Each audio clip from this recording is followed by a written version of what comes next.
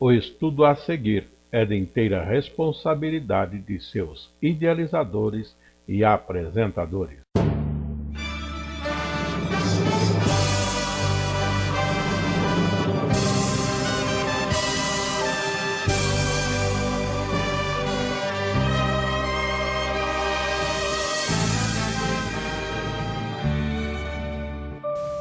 Estudos para a Escola Bíblica Dominical no quarto trimestre do ano de 2019.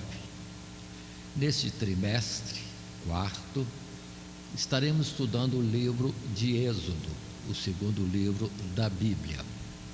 E o nosso estudo é dirigido às classes de jovens e de adultos da Escola Bíblica Dominical, sendo que, iniciando este trimestre, nós vamos estar com a primeira lição com o título Êxodo, o livro da redenção, considerando não somente o livro como uma história, mas na verdade ali já figurado a redenção, a remissão que Deus iria operar para o seu povo, e isso em termos espirituais. Mas no momento, no livro, isso já colocado em figuras, conforme o tempo do passado, em que estavam nas primeiras letras e palavras das coisas de Deus. Dando continuidade, o nosso estudo nessa primeira lição coloca como leitura bíblica de classe Êxodo capítulo 1, do verso 1 ao verso 14, a abertura do próprio livro de Êxodo, e que nós podemos estar lendo neste momento, verso 1 até o verso 14. Estes, pois, são os nomes dos filhos de Israel que entraram no Egito com Jacó. Cada um entrou com a sua família: Rúben, Simeão, Levi e Judá, Issacar, Zebulon e Benjamim, Dan, Naftali, Gade e Azer. Todas as almas, pois, que desceram de Jacó foram 70 almas. José, porém, estava no Egito. Sendo, pois, José falecido, e todos os seus irmãos e toda aquela geração, os filhos de Israel frutificaram e aumentaram muito, e multiplicaram-se e foram fortalecidos grandemente, de maneira que a terra se encheu deles. Depois levantou-se um novo rei sobre o Egito, que não conhecera José, o qual disse ao seu povo: eis que o povo dos filhos de Israel é muito e mais poderoso do que nós. Eia, usemos sabiamente para com ele, para que não se multiplique, e aconteça que, vindo guerra, ele também se ajunte com os nossos inimigos e peleje contra nós e suba da terra. E os egípcios puseram sobre eles maiorais de tributos, para os afligirem com as suas cargas, e edificaram a Faraó cidades de tesouros, Pitom e Ramessés. Mas quanto mais os afligiam, tanto mais se multiplicavam e tanto mais cresciam, de maneira que se enfadavam por causa dos filhos de Israel. E os egípcios faziam servir os filhos de Israel com dureza. Assim lhes fizeram amargar a vida com dura servidão, em barro e em tijolos, e com todo o trabalho no campo, com todo o seu serviço, em que os serviam com dureza. Este, pois, é o texto. Muito bem, nós vamos estar considerando este livro de Êxodo, e este início é quando vamos entender De geração em geração, aqueles primeiros israelitas que desceram ao Egito, como o próprio Jacó, depois José, os demais patriarcas foram sendo recolhidos na morte. Geração nova veio, isso entre os israelitas, mas também entre os egípcios sucederam a mesma coisa. E as gerações seguintes do Egito, ou dos governantes, ou o faraó, o que acontece é que eles não sabiam, não tiveram conhecimento da providência e o socorro, a atuação de José para com o Egito, e com isso não tinham também esse sentimento de consideração e gratidão para com o povo de Israel. Aí vem esta citação que temos, mas vamos estar considerando isso no desenvolver de toda a lição. Temos como texto áureo para esta lição o verso 13 do capítulo 15, já antecipando e mostrando o alvo do livro de Êxodo, quando diz: tu, com a tua beneficência, guiaste este povo que salvaste, com a tua força o levaste à habitação da tua santidade. Está em Êxodo capítulo 15, mas é aquilo que Deus está começando a fazer, tendo escolhido o povo, e agora vai resgatar esse povo para si e levar, como diz aqui, para habitar com ele, a habitação da sua santidade. Mas continuando, vamos ver o nosso esboço esse que, dentro do nosso padrão para as nossas lições, além da introdução e a conclusão normais, temos 3 tópicos: o livro de Êxodo, o nascimento de Moisés e o zelo de Moisés e sua fuga, como terceiro subtítulo. Dando continuidade e vendo nosso material de classe que temos conosco, tiramos esse texto como introdução. Neste trimestre, o nosso estudo está voltado para o livro de Êxodo, o segundo livro do Pentateuco, os 5 primeiros livros da Bíblia escritos por Moisés. Historicamente, o livro do Êxodo trata do livramento do povo de Israel do Egito, mas considerando-o doutrinariamente, trata da redenção. Em Gênesis, lemos que Deus nos escolhe para a salvação, enquanto em Êxodo ele nos ensina como faz, ou seja, pela redenção. Êxodo e outros livros iniciais da Bíblia contêm muito mais do que uma história de eventos que aconteceram há milhares de anos. Eles estão repletos de ensinos doutrinários. Isso se pode constatar no Novo Testamento. Tudo o que dantes foi escrito para o nosso ensino foi escrito. Palavra de Paulo em Romanos, no capítulo 15, verso 4. Então, consideremos bem. Temos 5 livros que tradicionalmente se entendem como escritos por Moisés, conjunto esse que se chama o Pentateuco. Na verdade, há estudiosos que contrariam essa opinião comum de uma maioria, dizendo ser de autoria de outros, Gênesis, porque bem antes de Moisés, e também isso esforçados, ou vamos dizer assim, tendo como ponto positivo que o final de Deuteronômio não é Moisés quem escreveu mesmo, porque trata da sua própria morte. Esse registro mostra que não foi Moisés que escreveu, pelo menos o final de Êxodo. Mas não importa quem escreveu, temos que entender que a palavra é inspirada, conforme Jesus mesmo já falou várias vezes sobre isso, que nessas palavras estão a revelação de Deus para nós. Deus fez chegar a nós, através de quem? Não sabemos precisamente e nem é importante.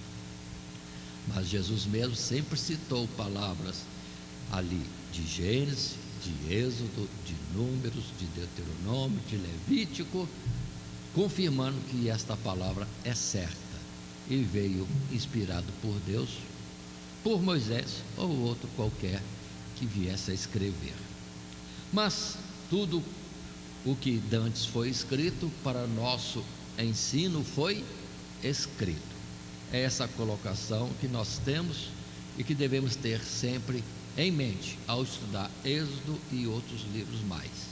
Além do registro histórico, está aí também envolvido o ensinamento de Deus. Na verdade, vão entender, Deus está falando conosco do seu grande projeto. E Êxodo significa a palavra saída e trata o livro de Êxodo da saída do Egito. O povo de Israel saindo do Egito. É o segundo livro desse chamado Antigo Testamento, ou do Pentateuco, com seus 40 capítulos. Mas observe, em Êxodo, nós temos Deus vindo ao encontro do seu povo, e ali se declarando, se revelando ao povo de Israel e aos egípcios e ao mundo todo, e depois resgatando, redimindo, tirando da escravidão o povo de Israel, com a famosa citação da travessia do Mar Vermelho, representado aqui por uma figura que normalmente muita gente aceita como tal. Muito bem, e depois vem toda a peregrinação que Êxodo registra, que é no deserto. Todo o Êxodo, depois da saída, é no deserto. E ali se torna bem destacável o registro de Deus falar ao povo e dar os 10 mandamentos, ou todos os mandamentos, também chamados juízos e estatutos, para o povo por isso andar e se conduzir. Mas dentro daquilo que nós vimos, Deus queria morar com o povo ou atrair o povo para morar consigo. Aí temos também como importante em Êxodo a construção do tabernáculo, morada de Deus com o seu povo. Então esses são os pontos importantes que nós temos na passagem deste livro. E naturalmente, ao discorrer à frente, vamos ter esses assuntos evidenciados e detalhados, aqui somente como uma introdução. Continuando ainda falando do livro de Êxodo, como um primeiro subtítulo na nossa lição primeira, Êxodo, o livro da redenção. No nosso material de classe, tiramos o resumo do primeiro parágrafo, que diz: o vocábulo Êxodo significa saída. O livro foi escrito por Moisés e mostra como Deus formou e resgatou para si um povo. Nos primeiros versículos é relatado como a família de Jacó se estabeleceu no Egito, inicialmente contando com um número de 70 almas. Faraó concedeu à família de José uma das melhores regiões do Egito, a terra de Gósen. Contudo, é necessário ressaltar, porque o povo desceu para o Egito. Isso está registrado em Gênesis capítulo 15, e para que se cumprisse esta palavra, primeiramente José é enviado por Deus à frente da família, e com a fome em toda a terra em redor, e apenas no Egito existindo comida, a família de Jacó desce para lá, onde irá se estabelecer em paz até a mudança administrativa do Egito.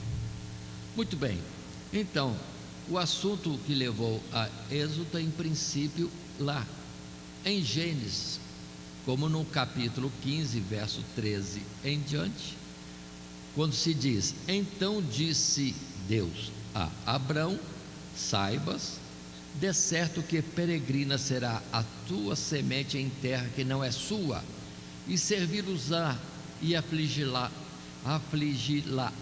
400 anos. Mas também eu julgarei a gente a qual servirão, e depois sairão com grande fazenda, e tu irás a teus pais em paz. Em boa velhice serás sepultado, e a quarta geração tornará para cá, porque a medida da injustiça dos amorreus não está ainda cheia. Então observem que Deus falou com Abrão naquelas primeiras passagens de oportunidades de diálogo de Deus com Abrão, falando, prevenindo que a sua descendência, de fato, dentro do contexto lá em Gênesis, teria a herança da terra de Canaã, mas não naquele tempo. Primeiro teriam que se deslocar ao Egito, terra estranha que aqui ainda não é revelada. Observe que essa terra não é revelada em Gênesis, pelo menos no capítulo 15, mas estariam ali em escravidão, tempo longo, e depois iriam para Canaã tomar posse definitiva da terra. Muito bem, até hoje vamos entender esse dom ou essa dádiva que Deus deu à descendência de Abraão, antes Abrão, agora Abraão, os israelitas, é uma doação eterna. Portanto, o mundo inteiro é contra a colocação de Israel naquela terra, mas é promessa de Deus, e Deus ainda não mudou a sua palavra. Ele ainda continua sendo o Senhor, e domina poderosamente sobre céus e terra. Só para os irmãos lembrarem, se Deus falou, permanece a fala em todo o tempo. Então era necessário mesmo essa escravidão. Não foi uma coisa, vamos dizer assim, que foi um particular, um mau passo na trajetória de Jacó. Não, porque Deus queria falar conosco em figura, que o povo de Deus estaria na face da terra, do que Egito é figura do mundo presente, terra que não é do povo de Deus, mas estaria ali, até que viesse Deus e levasse o seu povo.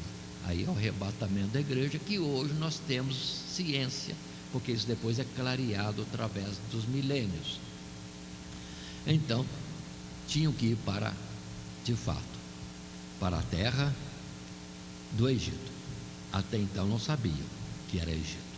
Mas no capítulo 45 de Gênesis, versos 5 e outros, diz também para nós: agora, pois, não vos entristeçais, nem vos pese aos vossos olhos, por me haveres vendido para cá, porque para a conservação da vida Deus me enviou diante da vossa face, porque já houve 2 anos de fome no meio da terra, e ainda restam 5 anos em que não haverá lavoura nem cega. Pelo que Deus me enviou diante da vossa face, para conservar a vossa sucessão na terra, e para guardar-vos em vida por um grande livramento. Então vamos entender, José é vendido ao Egito. A gente fala mal dos irmãos que fizeram isso, sua maldade e tudo mais, tudo era tempo, e Deus nessas coisas negativas está processando a edificação de uns e o seu propósito através de outros. Então, irmãos, nesse mundo teremos muito contratempo, aflições, mas vamos entender, Deus nos tem amado, e a prova do seu amor, Ele ter dado para nós Cristo Jesus, e na morte de seu Filho amado. Portanto, vamos compreender isso. Aquele sofrimento de Jacó, sofrimento de José, a maldade dos irmãos, tudo isso é nada diante do propósito de Deus, de que teriam vida, seriam edificados, melhorariam o seu comportamento, porque estão na mão de Deus, como o barro é comandado pelas mãos do oleiro. Então foi assim, Jacó vai para o Egito, para estar ali, e ali crescer, e ali representar o povo de Deus no mundo, lugar que não é dele, mas que certamente seriam tirados. E essa é a certeza que nós temos: Jesus virá nos buscar, certamente, assim como prometeu no passado a Abraão e o fez, e isso registrado em Êxodo. Então observe que não é história, é a apresentação do projeto de Deus que vai se cumprir de geração em geração até a conclusão de todas as coisas. Agora observem, aqui diz 70 almas desceram à terra do Egito. Muita gente que fica contando isso, às vezes não dá certa a contagem, porque em outro lugar diz 75. Irmãos, são algumas falhas que alguns aproveitam para querer denegrir toda a palavra de Deus. A falha pode haver, talvez numa cópia, vamos dizer assim, de um escrito, ou no entendimento de alguém no passado, mas descansemos, é em torno de fato de 70 almas que desceram à terra do Egito, em torno disso. Às vezes nós não conseguimos a precisão, porque não estamos entendendo a que se refere essas 70 almas, mas são coisas de menor importância. O importante é que Jacó desceu com toda a sua família para a terra do Egito, e lá entra o processo de multiplicação, conforme Deus falou, que em grande número, como a areia da praia do mar e como as estrelas que estão no céu, e Deus cumpriu. Continuando, indo para um novo parágrafo, nesse subtítulo, o livro de Êxodo. Nesta ocasião, o número dos filhos de Israel já havia se multiplicado. Certamente era um povo abençoado por Deus. A paz não dura muito mais, pois Faraó tem uma preocupação: eis que o povo dos filhos de Israel é muito e mais poderoso do que nós. E para que não crescesse ainda mais, em uma possível guerra eles se ajuntassem aos inimigos de Faraó, este resolve então escravizá-los. Cumpre-se assim o que Deus falara a Abrão: peregrina será tua semente em terra que não é sua, e servi-los-ão e afligi-los-ão 400 anos. Portanto, cumpriu-se. Assim o povo foi escravizado. Porém, quanto mais o povo era oprimido, mais o povo crescia. Faraó utiliza de várias estratégias para impedir o crescimento do povo, mas tudo em vão. Então observa que primeiramente Faraó escraviza, coloca-os para trabalhar servilmente, para construir cidades, e por isso temos a história de grandes obras na terra do Egito. Ou seja, o povo de Deus cooperou para a grandeza e glória do Egito de então, como também hoje é o povo de Deus. Entendam isso, é que deve estar enriquecendo toda a face da terra, porque a bênção de Deus está sobre o povo de Deus e não sobre os homens naturais da terra. Deus abençoa, Deus dá inteligência, Deus dá tantos recursos, riquezas, mas por causa do povo de Deus aqui presente, por causa do povo de Deus aqui presente. E assim, vamos dizer, nós, povo de Deus, enriquecemos o mundo, e eles não são gratos nem ao povo de Deus e nem reconhecem o próprio Deus. Então, nada de novo, e isso já está representado lá no passado, digamos assim, nesta forma de proceder de Faraó e dos egípcios. Mas vendo dentro das Sagradas Escrituras, em Êxodo mesmo, nesse capítulo 1, vou destacar os versos 8 a 14 que já lemos na leitura introdutória, ou na leitura de classe, leitura bíblica em classe.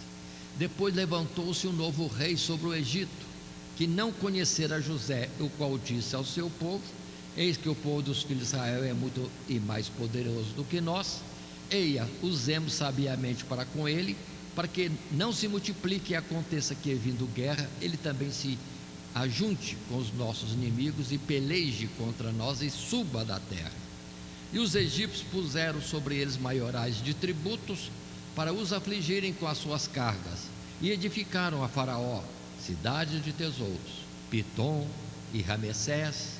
Mas quanto mais os afligiam, tanto mais se multiplicavam, e tanto mais cresciam, de maneira que se enfadavam por causa dos filhos de Israel. E os egípcios faziam servir os filhos de Israel com dureza.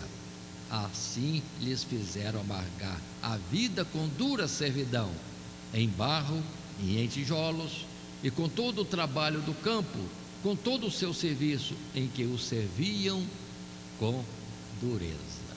Observe bem, estamos fazendo a leitura segunda vez deste texto, em Êxodo capítulo 1.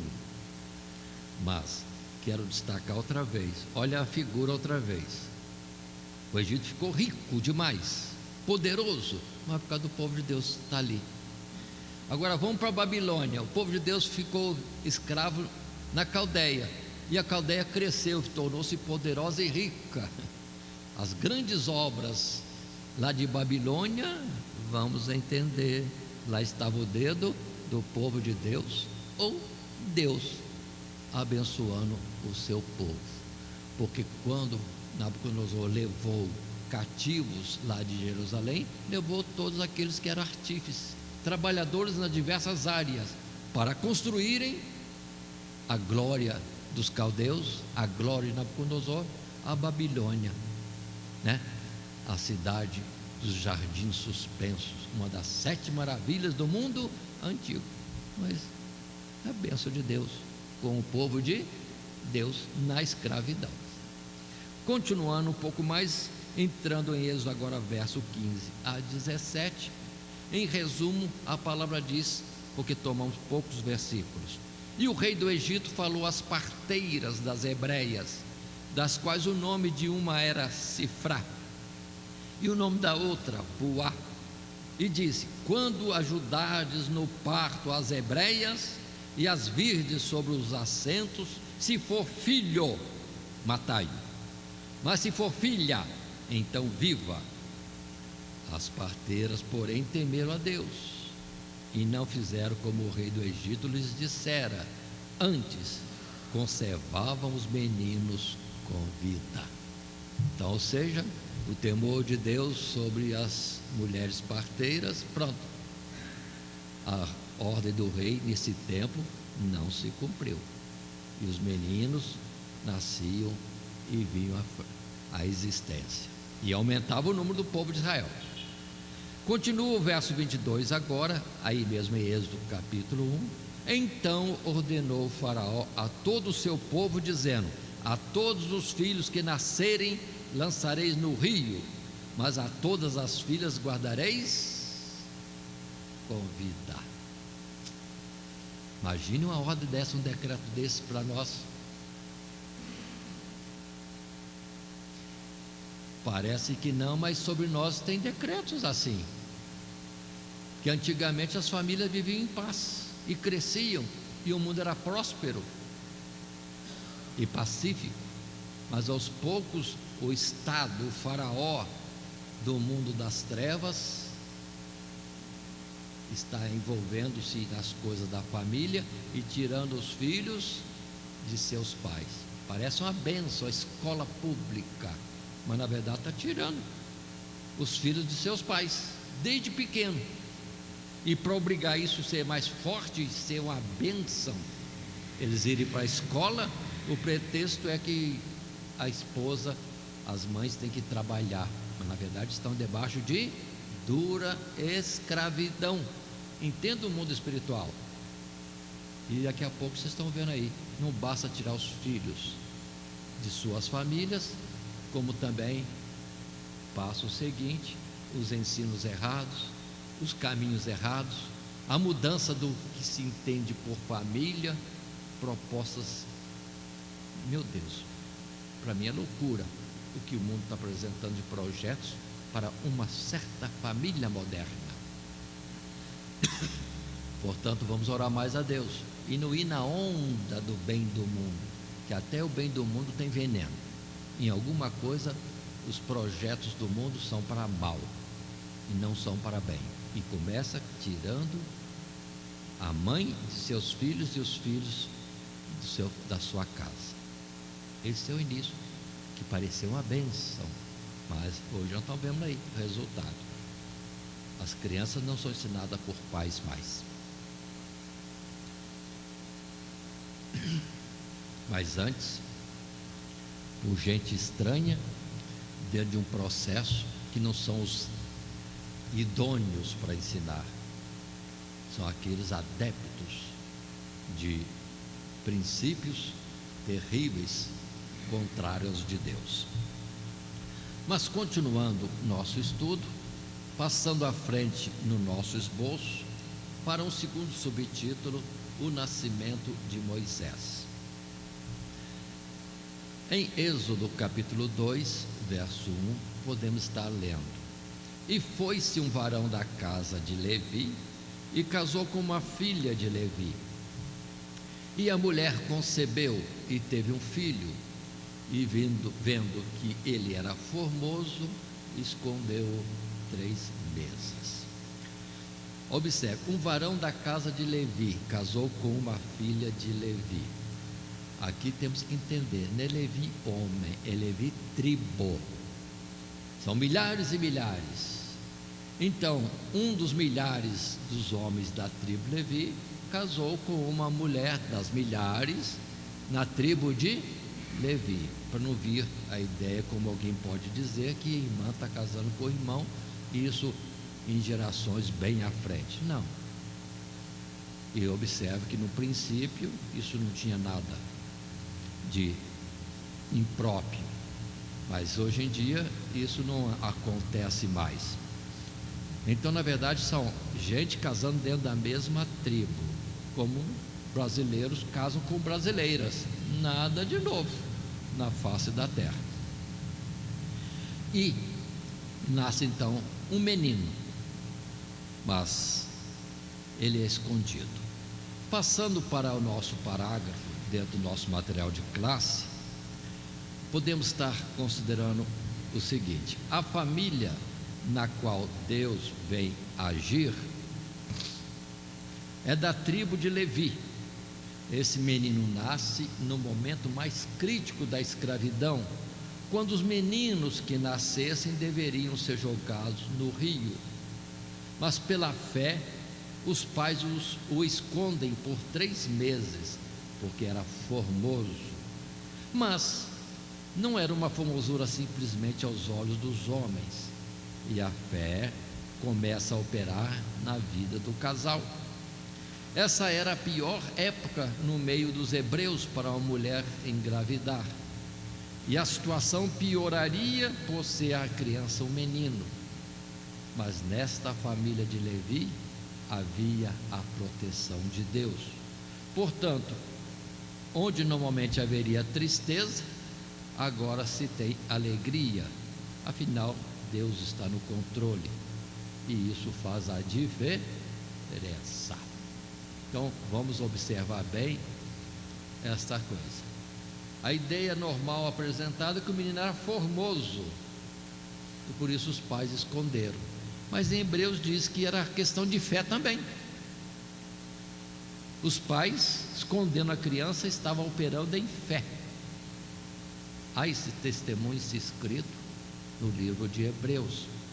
Ou seja, não compreendemos como era o entendimento dos pais a respeito de Deus, ou qual a expectativa que eles tinham em Deus para esconder a criança, mas esconderam, e isso foi colocado como um passo de fé.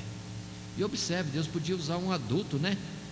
Ou um jovem, ou até mesmo uma mulher, mas Deus, olha a paciência de Deus, mano, que nós muitas vezes nos afligimos, mas não é para nós afligirmos, é para entendermos que Deus está escolhendo o melhor caminho.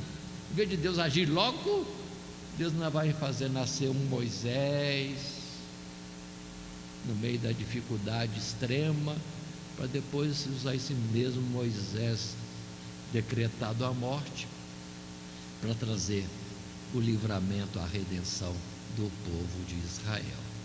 Planos de Deus. Deus não pensa como nós, não. E vamos nos humilhar diante de Deus, porque está escrito bem claro: os pensamentos do nosso Deus são maiores e mais altos do que os nossos pensamentos. A gente já saía disparado para resolver, e Deus lá no céu, comodamente, em paz, projeta um casamento de gente que teria a fé adequada para ter o filho adequado. E observe que Moisés não é o primeiro, tem filhos anteriores, Arão, Miriam. Então esse decreto saiu nesse meio tempo, antes de Moisés vir a ser concebido naquela família. Mas vamos em frente. O texto de Êxodo capítulo 2, em sequência, verso 3 a 10, registrou para nós: não podendo, porém, mais escondê-lo, tomou uma arca de juncos e a bitumou com betume e pez, e pondo nela o menino, a pôs nos juncos à borda do rio. E a irmã do menino postou-se de longe para saber o que lhe havia de acontecer. E a filha de Faraó desceu a lavar-se no rio, e as suas donzelas passeavam pela borda do rio. E ela viu a arca no meio dos juncos, e enviou a sua criada, e a tomou. E abrindo-a viu o menino, e eis que o menino chorava. E moveu-se de compaixão dele e disse: dos meninos dos hebreus é este. Então disse sua irmã à filha de Faraó: irei eu a chamar uma ama das hebreias que crie este menino para ti? E a filha de Faraó disse-lhe: vai. E foi-se a moça e chamou a mãe do menino. Então lhe disse a filha de Faraó: leva este menino e cria-mo, eu te darei teu salário. E a mulher tomou o menino e criou. E sendo o menino já grande, ela o trouxe à filha de Faraó, a qual o adotou, e chamou o seu nome Moisés, e disse: porque das águas o tenho tirado. Aí está a narrativa bíblica. A criança pelos pais, colocado no processo de sabedoria, teve esse estratagema dentro de uma cestinha, vamos dizer assim, e colocou presa, não solta nas águas, mas entre os arbustos à beira do rio, onde a filha de Faraó ia se banhar.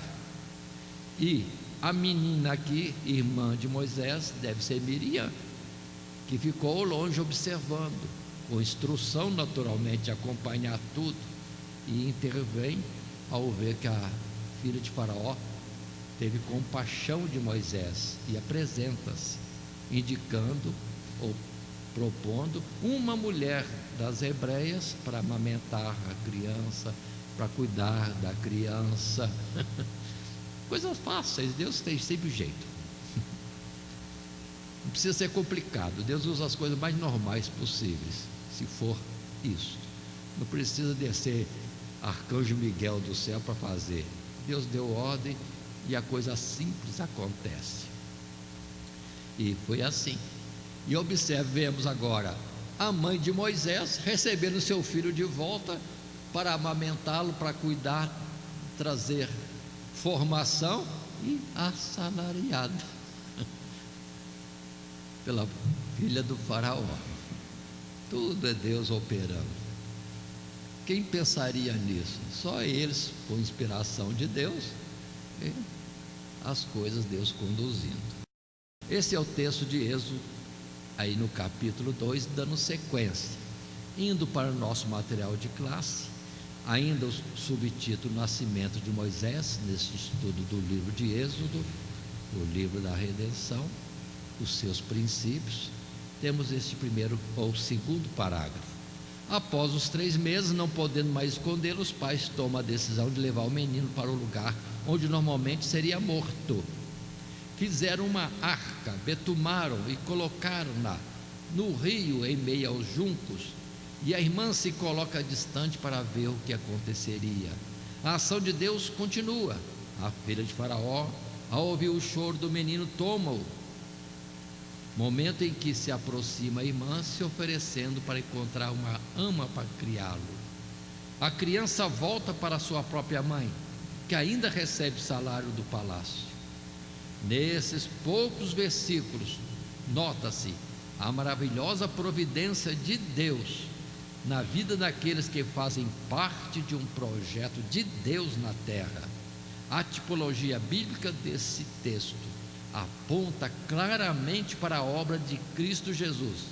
Assim também foi com Jesus, que veio em nosso ambiente de morte para vencer a morte e garantir a redenção do seu povo. Quando Jesus ressuscita, sai da morte, todos aqueles que creem também ressuscitam com ele. Então observe como essas figuras nessas coisas simples. Deus opera com paciência e com sentido no que faz. Deus permite uma criança nascer já destinada à morte, mas esse que está destinado à morte seria o que iria resgatar, livrar, salvar os seus próprios irmãos. E observe, é Jesus que veio condenado à morte, mas na sua morte estava a nossa salvação. Tudo isso Deus colocando aos poucos, né? Deus poderia falar, mas não, Deus atua como que representando através das ocorrências naturais da vida do povo de Israel e outros a respeito daquilo que é o seu grande projeto. Portanto, o Moisés destinado à morte é que liberta. É Jesus que foi dado à morte antes da fundação do mundo, é que livraria o povo de Deus deste mundo, onde peregrinam, onde são forasteiros, onde muitas vezes são oprimidos, escravizados, perseguidos. Muito bem, todas essas colocações nesse livro de Êxodo, nesses primeiros 2 capítulos. Mas dando sequência, temos o terceiro tópico, o zelo de Moisés e sua fuga. Estamos estudando o livro de Êxodo. Sua primeira lição é Êxodo, o livro da redenção, e esse terceiro subtítulo, o zelo de Moisés e a sua fuga. Dando continuidade, indo para uma sequência nossa, no primeiro parágrafo da nossa lição, podemos estar lendo: embora Moisés tenha sido adotado pela filha de Faraó, ele foi criado por sua mãe e pode-se dizer educado na fé dos hebreus, embora não se saiba ao certo até que idade permaneceu com sua família, até ser levado para a filha de Faraó. Já teve a sua educação religiosa e chegou o momento da outra parte de sua preparação para a obra que realizaria. Os textos de Atos capítulo 7 e Hebreus capítulo 11 esclarecem muitos pontos. E Moisés, diz o texto bíblico, foi instruído em toda a ciência dos egípcios e era poderoso em suas palavras e obras. Contudo, o seu coração não estava posto nestas coisas, e conforme a educação que sua mãe lhe dera, buscava coisas melhores.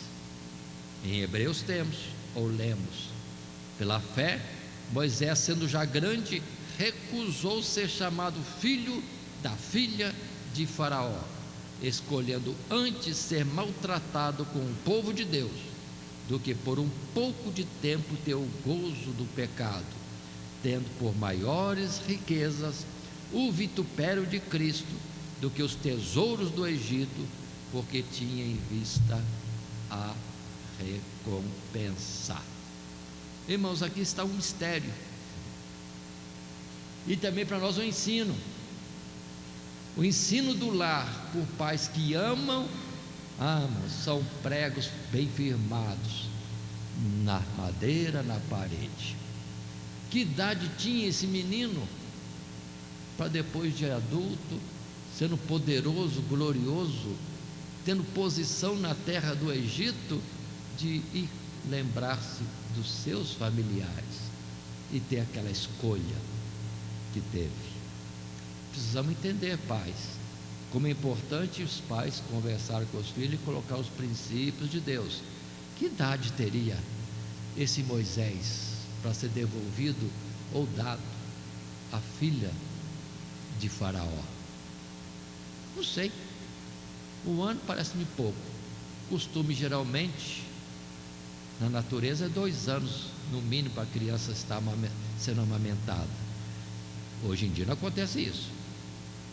É tempos difíceis que nós estamos atravessando, que as mães atravessam, que falta para muitas mães até o leite para amamentar seus filhos. Mas na natureza não era assim antes, irmão. Não era. Para a gente entender que o mundo está mal, está difícil, está diferente. E se vocês perceberem, se vocês tiverem conhecimento, tem crianças que às vezes amamentam até 3, 4, 5 anos, sempre buscam a mãe e ali se alimentam. Não é mais por necessidade, é mais por um costume e um apreço. E entenda também, o amor, né? Como uma criança que tenha 2, 3, 4 anos, isso pode ficar gravado para sempre, né? Ser cuidado pela sua mãe. E Moisés volta ao passado, por causa de um pouco tempo que esteve sendo tratado com amor e dentro dos princípios das coisas do verdadeiro Deus. Precisamos ter isso firme conosco, irmão. Não vamos desanimar, vamos falar aos filhos. Vão ser professores de escola dominical, também da primeira-feira, da segunda-feira, da terceira-feira, da quarta-feira, da quinta-feira e da sexta-feira. Ainda tem um sábado. Vamos ensinar. Vamos ser professores constantes dos nossos filhos, pelas palavras, pelo exemplo, e vamos formar um herói, né? De Hebreus 11, mais um texto que vai ser escrito só lá no céu. Aqui na terra, Hebreus já está fechado já, nos capítulos 13 que tem. Mas continuemos. Em Êxodo, isso é registrado no capítulo 2, verso 11 em diante, para nossa conferência e detalhamento. E aconteceu naqueles dias que, sendo Moisés já grande, saiu a seus irmãos e atentou nas suas cargas, e viu que um varão egípcio feria a um varão hebreu de seus irmãos. E olhou a uma e a outra banda, e vendo que ninguém ali havia, feriu o egípcio e escondeu-o na areia. E tornou a sair no dia seguinte, e eis que 2 varões hebreus contendiam, e disse ao injusto: por que feres o teu próximo? O qual disse: quem te tem posto a ti por maioral e juiz sobre nós? Pensas matar-me como mataste o egípcio? Então temeu Moisés e disse: certamente este negócio foi descoberto. E ouvindo, pois, Faraó este caso, procurou matar a Moisés.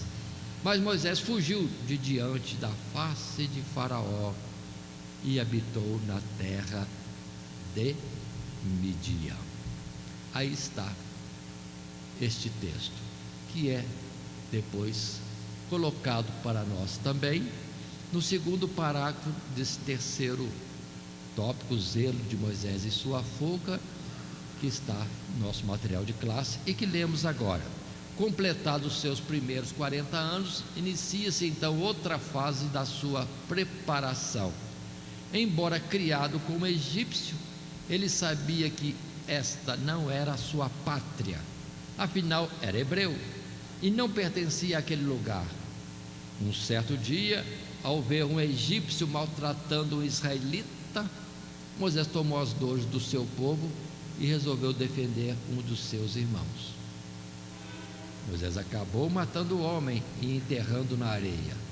No dia seguinte, 2 hebreus contendiam e repreendeu o injusto, que disse: quem te tem posto a ti por maioral e juiz sobre nós? Pensa matar-me como mataste o egípcio? O ocorrido era já de conhecimento público. Então temeu Moisés a Faraó, porque este queria matá-lo, e fugiu para Midian. Ali foi convidado para a casa de Jetro, um sacerdote, Moisés casou-se com uma das filhas de Jetro.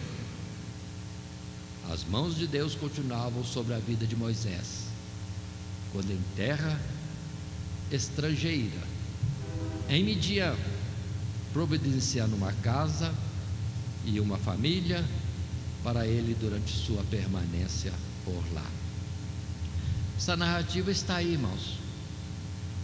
A gente poderia não entender bem por que esse caminho, essa forma, mas até aqui tem ensino que depois os profetas e homens de Deus vão escrever e dizer: aquele que foi enviado para ser o salvador do povo foi rejeitado pelo povo, mas aquele que foi rejeitado pelo povo era constituído o libertador, Moisés. Mas é a figura de Jesus, que veio para o seu povo, para libertá-lo, mas o seu povo não o recebeu. Mas não adiantou não receber, porque era ele. E Jesus, após a morte redentora do povo, observe bem, volta apresentando-se como o Salvador, como aquele que agora também era o Senhor, não para juízo, mas para dar a oportunidade de salvação, porque todo aquele que nele crê será salvo. Observe, em Moisés uma pequena figura que alguém destacou depois.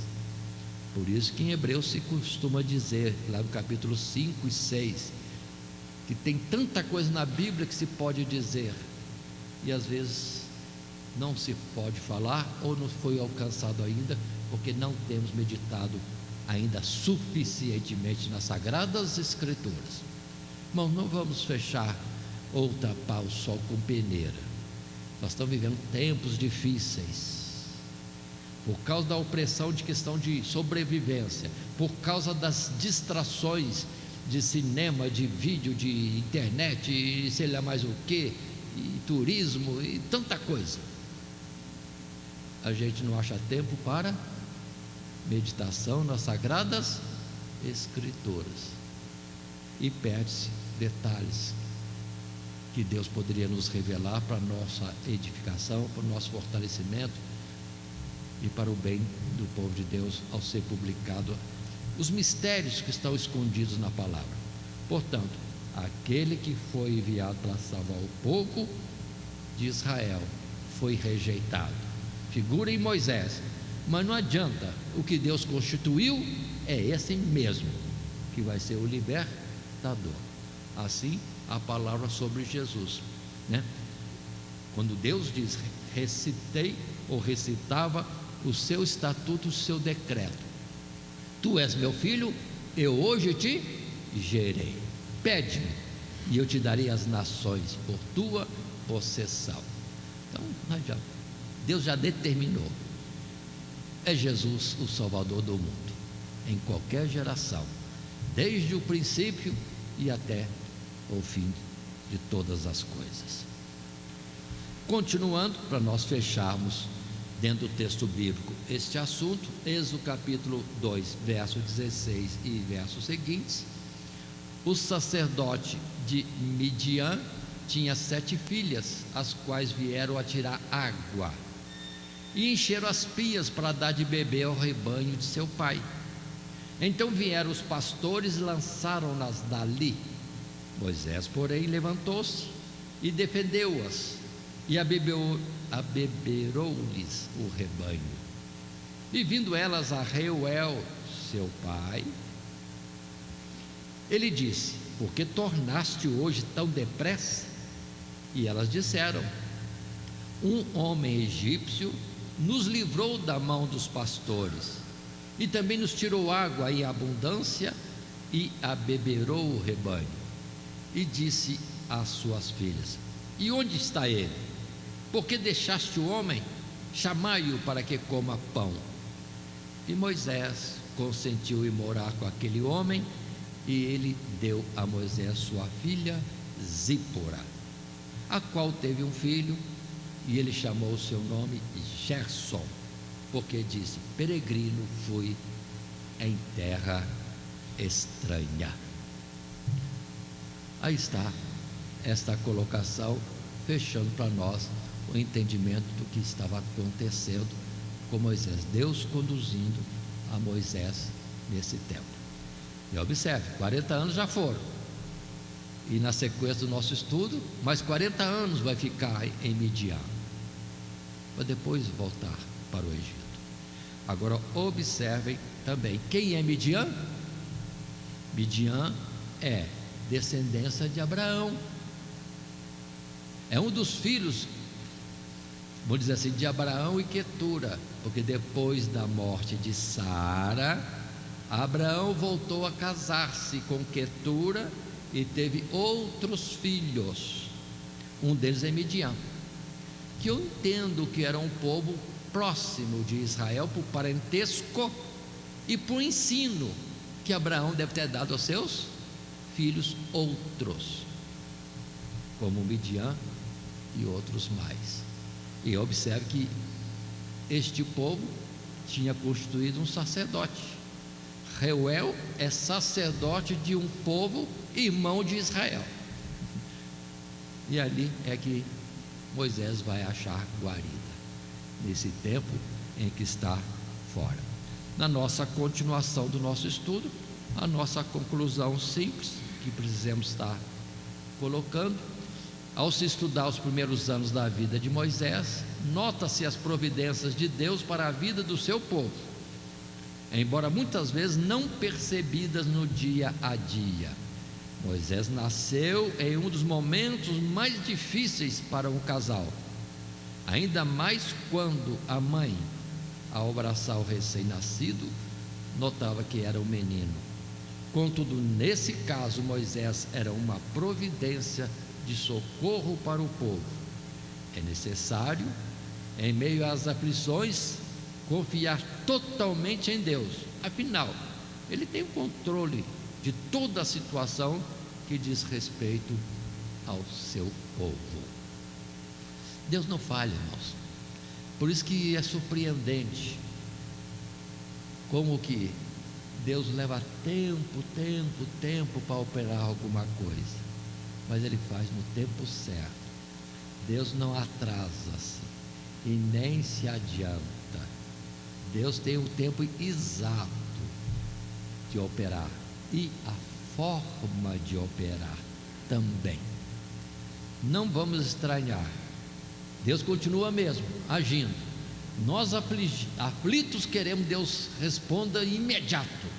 Ele pode responder imediato, mas pode também demorar.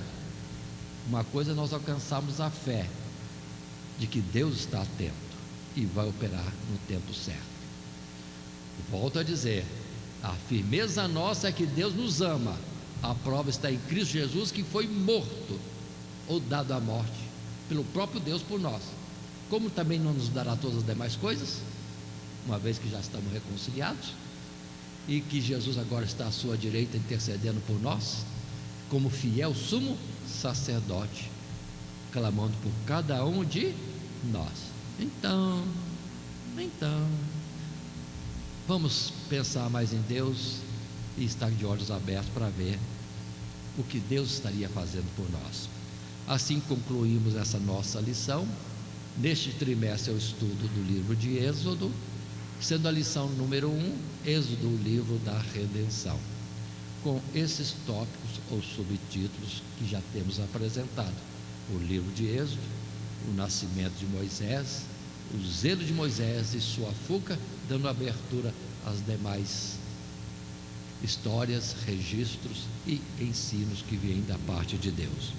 Lembrando o nosso texto áureo, que diz: tu, com a tua beneficência, guiaste este povo que salvaste, com a tua força o levaste à habitação da tua santidade.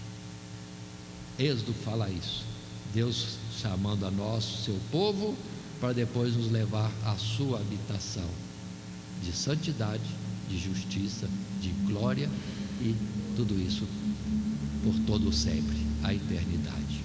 Que Deus nos abençoe em Cristo Jesus. Amém. Todo dia, toda hora, muito mais prazer em ouvir Radionet Grata Nova.